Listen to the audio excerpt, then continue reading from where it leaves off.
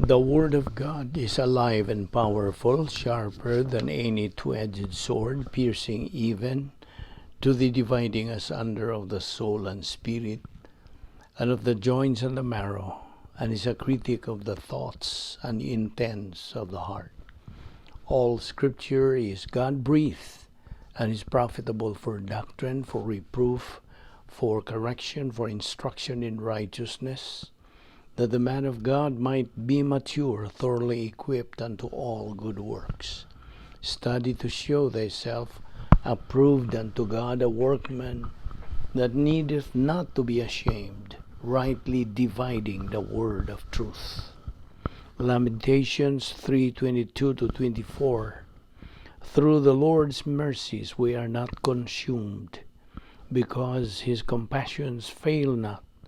They are new every morning. Great is your faithfulness.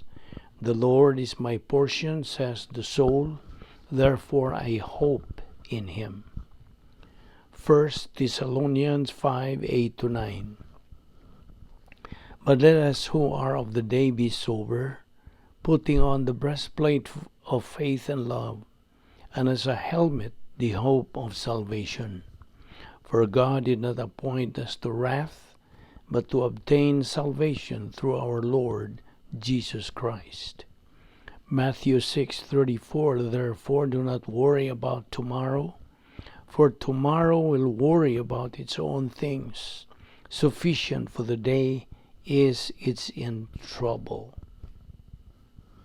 Sa dili pa kita magapadayon sa pagtuon sa pulong sa Dios ning adlaw, gikinahanglan na atong susi sa itong kaugalingong mga kalagkon. Nabakit mga salanggi hambin diha, kay kung dili nato kini isugid ngadto sa tubangan sa Dios nga amahan, kini mahimo lamang nga babag. They only become barriers to our study of the Word of God. Tungod kay kini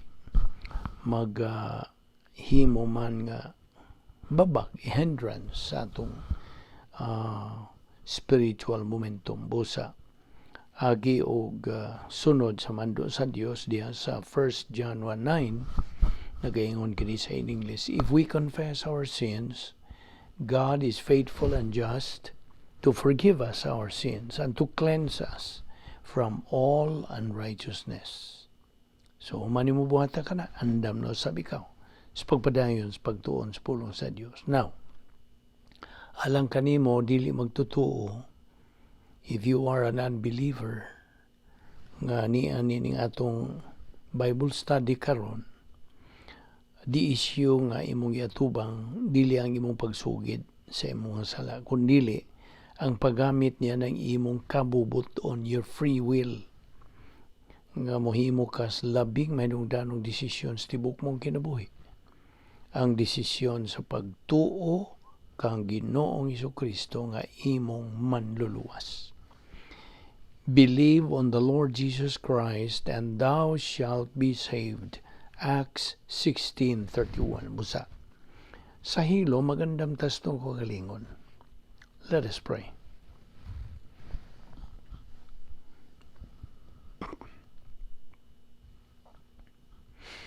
Magampot balaan na mo nga Dios, nagapasalamat kami kanimo sa imong pagdala kanamo na usab ning dapita karon aron kami makapadayon sa among pagtuon sa imong pulong. Ubani kami sa among spiritual momentum nga pinagi sa pagtudlo kanamo sa balang Espiritu Santo nga mao lamang ang bugtong magtutudlo sa kamatuoran. Salamat ning grasya sa ngalan ni Ginoong Jesucristo, kintanan mo among giampo. Amen.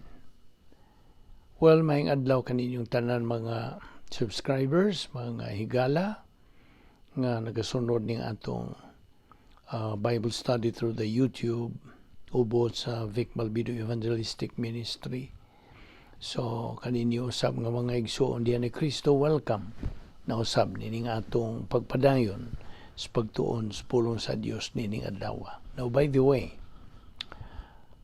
atong hunong kadtong doktrina sa sala nga ato kadtong gi-record through the audio, right? Video. Og tungod kay sa video man kadto, niya naman usab kita sa Bible study through the audio. Okay? Atong ipadayon kadtong atong gihunungan bahin nini. Okay? So, if you are ready mo kini ang atong pagpadayon niining maong doktrina sa sala, the Doctrine of Sin. In theology, this is called hamartiology, the study of sin. Okay. Now, atong gisgutan, diin kita muhunong nga ang mga maayong buhat nato dili madawat sa Dios. Kay mahugaw lamang kanang trapo sa tubangan sa Dios. Matud pa sa Isaias 64:6. So di magsilbi ang atong mga maayong buhat. Nawa man pud ta moingon nga ayaw na lagbuhat o maayo. Ayaw na pagkadak-i. Ang imong pagkadakan mao ang pagtubo diha sa pulong sa Dios. Kay that is the process nga kanang imong mga maayong buhat mahog na kana nga maayong buhat ginamit ang pulong sa Dios. Ug kana ray matang sa maayong buhat nga madawat sa Dios. That's the only kind of good works that are approved o receivable o kanang mauyunan o madawat sa Dios o gani kana gantihan man. I think ato maningi tuki sa taon-taon na nga kini mga maayong buhat nga tawhanon dili na madawat sa Dios. The only kind of good works are divine good works. Ginamit ang pulong sa Dios. Naon sao man nimo pag gamit pulong sa Dios nga wa man kay pulong sa Dios. Kay wa man kay pagpanumbaling o wa kay paggahin o panahon sa pagtuon sa pulong sa Dios. Wa man kay gana. You are negative. So therefore, mahog laman ka ng mga mayong buhat nimo o mga tawhanon nga sa ako nang giningo, dili lagi madawat sa Dios. Kay mahugawng trapo, tandi ka na. Diya si Isaiah 64:6. Now, tingali mo, ingon ka na po, siya ro naman po di madawat. Well, basta kay di ka na madawat. Excuse me.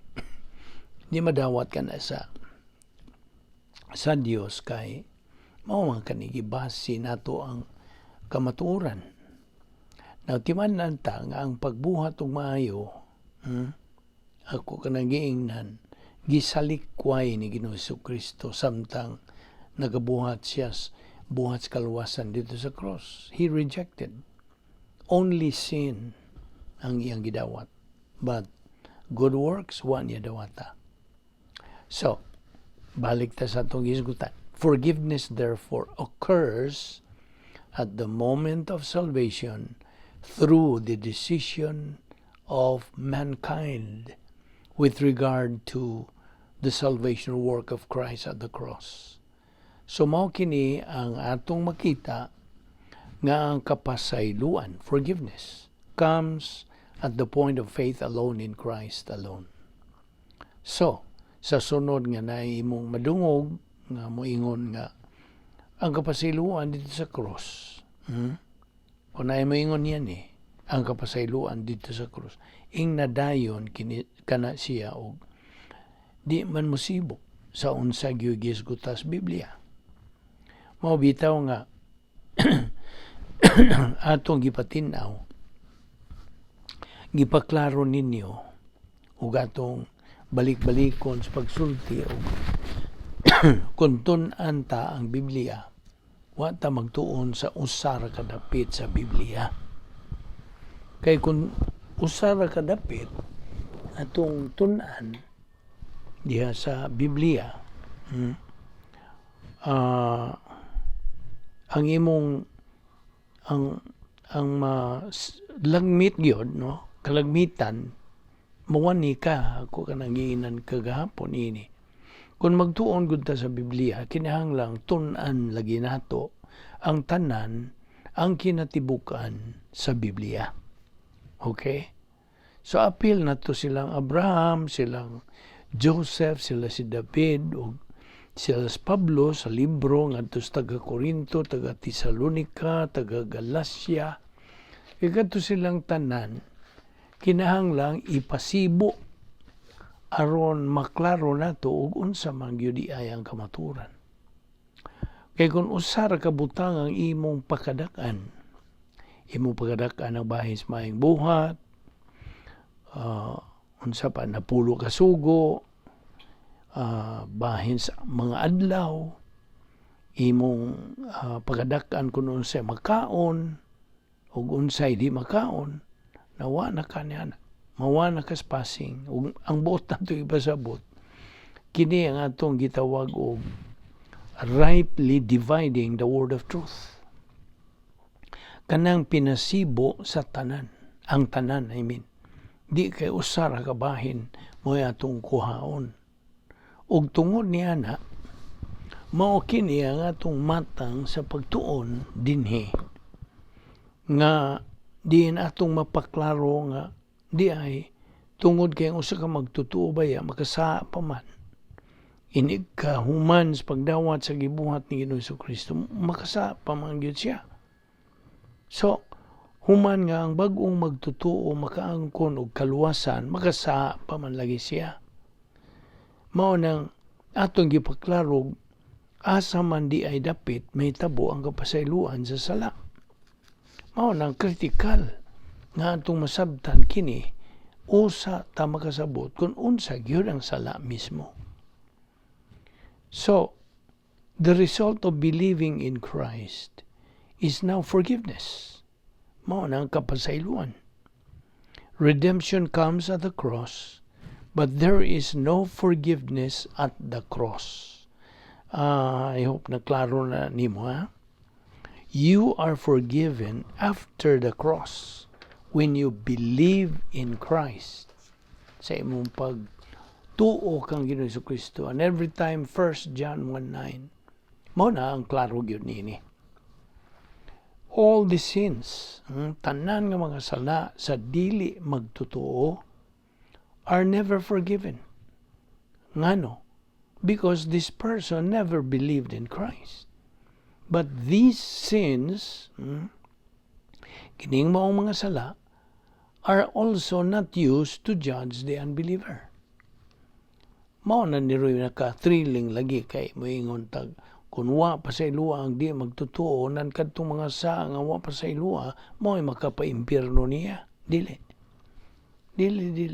na mao ang sala nga wa mapasaylo dili mao ay makapaimpierno niya. Ato gyud ang klarohon, ha. Mao bitaw ni atong gipasiuna nimo patinaw sa miagi nga usa ka tawo nga mosalikway who will reject Christ bahin sa kaluwasan, kanang tawhana di mo dawat sa gibuhat ni Ginoong Jesucristo dito sa krus. So di ni siya mapasaylo. Basta apan bisan og di siya mapasaylo, dili katong mga sala nga wa mapasaylo ang makahukom niya nga tos linos kalayo, dili. Mao niya ang nakagrabe kay ngano man paminaw ang makapatambog sa dili magtutuo dito sa linaw kalayo, dili man ang iyang mga sala. Hinumduming ang bayad sa sala human na, di ba? Gibayra naman, gibayra na ang utang ta sa sala apan wa ka pasaylua. Kaya wa man po ka muhimo og desisyon nga pasayloon ka, kasabot ka. Maura good po na sa rebound, pagsugid, ug di ka mo rebound, naara na nimo. Listen, unbelievers are not judged for their sins, okay? Because Christ was judged already for their sins, di ba? Gihukma naman si Ginoong Jesucristo dito sa cross. So, human na. Therefore, ang sala sa dili magtutuo, dili mahukman. Kasabot ka? cannot be judged. Di na siya pa masilutan sa iyang mga sala. Nga naman, kay gibayaran naman lagi. Di ba mo na gitawag sa pamalaod takaron o double jeopardy? Ang kamong dihiro o pamalaod, nakasabot mo nini. Kung ang usa ka di magtutuo, silutan pag-usab sa iyang mga sala, nga gipakamatyan naman o nabayra na ang suhol sa sala. So therefore, ayaw pagunahuna nga ang makapaimpyernos o sa kadi magtutuo mao ang iyang mga sala. Apan, apan ang iyang mga sala wa makaangkon og pasaylo. Kasabot ka. Ang iyang mga sala wa makaangkon og pasaylo. Now, ingon ini ang sitwasyon. The unbeliever is judged because dili tungod kay sa iyang mga sala, kundili he has never believed in Christ. And because of his good works, mga may binuhatan, which add up to minus R, ubos sa minus nga pagkamatarong ka ng minus R. Kini kong good works, mo'y makalawgaw sa tanan. Kining good works, mao gyud kinagrabihan. Kana bang magsalig ka nga maing tao ka, magsalig ka nga daghan kayo ka nabuhat nga mga mayo, mga mayong binuhatan ba? Mao gyud ni ang kinagrabihang kahimtang sa usa ka tawo. Kay kinalisdan pag-ayo sa usa ka tawo ang pagdawat sa gibuhat ni Ginoong Kristo sa krus. Kung dili niya makita ng iyang kaugalingon nagakinahanglan sa gibuhat ni Ginoong Kristo sa krus. Labing lisura lang kaniya kada. Kinahanglang imo usang makita kung unsay tinuod yun nimong kahimtang. Pinagi niining paghisgot bahin sa sala. Now, dinhin mo gawas. Kay, kung naamangod galing kay, wa ni mo maklaro, padayon lang pamati ining atong paghisgot ni ini. Kay, manam-anam raman po na sila katubag. As we go along sa atong pagtuki bahin ini, kay kinigong atong hisgutan, bahin o kaluwasan, mura manggod ni o series nga discussion. So, ianam-anam na to og pasibo sa unsa na atong na take up. Mura ba ni og jigsaw puzzle? Nagakuha, nagagpisa, niya moingon kag asa man yung dapita, ibutang ha. Ani yun yung dapita. Kaya may ilabita sa picture, di ba? Pero wa pa may kasibuan, imo lang usang ipadaplin.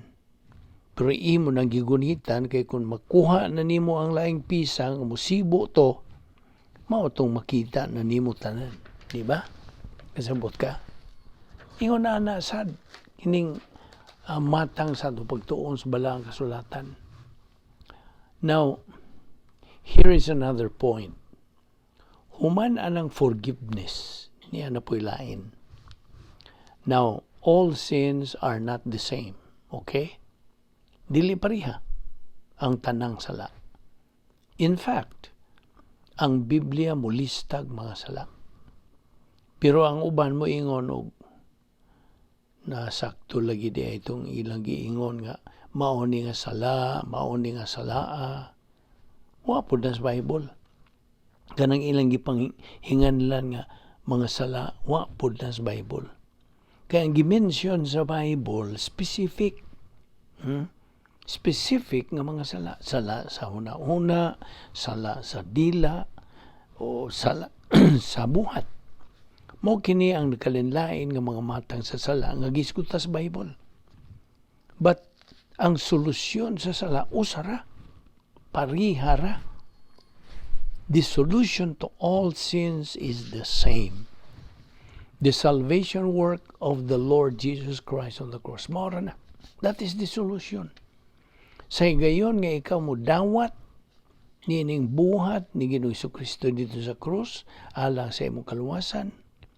Sa gayon nga mutuo ka kang Ginoong Kristo alang sa imong kaluwasan, nan ang tanan mong mga sala sukad hangtod niya na higayuna nga naghimo kang desisyon unsay mahitabo pasayloon na kining pasaylo baya nga atong gihisgutan ang equivalent nga pulong aning gihisgutan nga pasaylo papas. Naabay pasaylo nga moingon og gipasaylo ka na nako pero di ko kalimot. Di man mahimog ingon ana. Kung ang pulong sa Dios nagasulti og gipasaylo, human na. Kasabot ka. By the way, unsa may buot pa sa buntog pasayloon ka? Pasaylo. Saylo, unsa may saylo? Siya ni saylo. Unsay gisaylo. O niya, tingali mo yung tuan nag-among bahay ni saylo na. Unsa may buti pa sa butana. Mao bitaw na kung moingon kag pasaylo, unsay buti pa sa bot. Di ba maura ang buti pa sa bot nga imong gipasaylo? Meaning, kung unsa man galing ang dautan o sayop nga nabuhat, imong gipasaylo.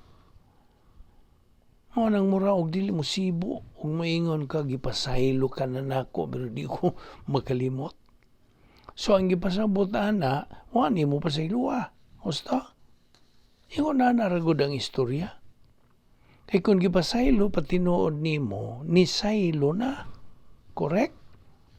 Mao bitaw nga kinigong mga ingon ini ang gyud natong maklaro. Paminaw. Kung ikaw mamatay na, tingali mo yung kagsimbak ko. Di na ba madahag simbak ko? Kaya tanan mga matay. Kung ikaw mamatay na, unya di ka magtotoo, you are an unbeliever. That means, wa mapasaylo ang imo mga sala. Right? Karon nakasabot na ka. Now, kung mamatay na ka, unya, kantahan ka og pasaylo asa man nung napita mahitabo. Tanawa ragod na. Karon makita na gyud nimo kung nagbaton ka lang og bukas nga salabutan and open mind. Grabe itong pagkwinta nimo niya. Klaruha. Klaruha gyud pensar. Klaruha sa pagtimbang-timbang, pagbalanse, unsa may imong naklaro ug unsa may imong nasabtan nining higayuna. Ang dako kong pangutana mao nga mahimo pa ba di ang pasayloon ka kung patay ka na? Di naman ka mahimong mo desisyon patay na ka. Kay na may gisulti diya sa Biblia nga mabasa nato sa Hebreano 9:27. Unsa gisulti diya sa Hebrews 9:27, it is appointed unto men once to die, and after this, the judgment. Binisaya, ang tanan kinahanglan mamatay. Nana, ang tanan kinahanglan mamatay sa makausa ug tapos niya na hukman siya sa Dios. Klaro man na kayo. Paminaw, inig kamatay nimo, paghukom na dayon ang musunod. Sabta ka na pagayo. Sa ato pa, wa na'y mahitabong kapasayloan. Gusto? O pasaylo, o pagsaylo. Wa na. Balikon ko sa pagingon. Human mamatay ang tao, dili na siya makahimo og desisyon kay patay naman siya. Kay kanusa ra ang tao makahimo sa pagdesisyon? Kanusa? Sa buhi pa siya. Mo hinungdan nga kining hilisgutan tabahin sa sala labihan sa pagkamahinungdanon nga kinahanglang masayran o masabtan sa matag tao nga buhi pa nini mga gutlua. Sabtag yun na. Busa atong gipanginaot nga ang tanang tao nga nakadungog nining atong gisgutan karon makaamgo ug makahimo unta sila desisyon bahin niini samtang nagginhawa pa sila, buhi pa sila. Kaya ang tinuod, kini nga atong gisgutan karon, bahin kinis maayong balita sa kaluwasan nga gitanyag sa Dios alang sa tanang tao, sa tuyo sa Dios nga may balik unta sila ngadto sa atong magbubuhat. Kinsa nahigugma sa tao nga iya ganing gipadala ang iyang bugtong anak sa pagluwas sa mga tao sa ilang kahimtang hinukman sa sala. Ato ni ipadayon ugma. Ayaw sipyat sa sumpay niini o gidapit kamo gihapon. Kung kamo magapadayon sa pagsubay niini atong daily Bible study, adlaw-adlaw guni. Baton nilang kanunay. Padayon lang sa pagbatunog kanang bukas nga panguna-una. An open mind. Anhin mo makatuni o kang Espiritu Santo patinaw kanimo kung naa kay open mind and humility diha sa imong kalag. Magampo ta. Balaan na mo nga Dios, nagapasalamat kami kanimo sa tanan nga among gipahimuslan ining adlaw. Ang imong pagpatinaw kanamo bahin sa kaluwasan, sa pagpasaylo sa among salatanan, bahin sa maayong balita sa kaluwasan. Salamat ning tanan. Pagklaro pagyud kanamo Dios sa among pagpadayon kini among pagtuon ugma. Kining tanan among gipasalamatan sa ngalan ni Ginoong Hesukristo. Amen.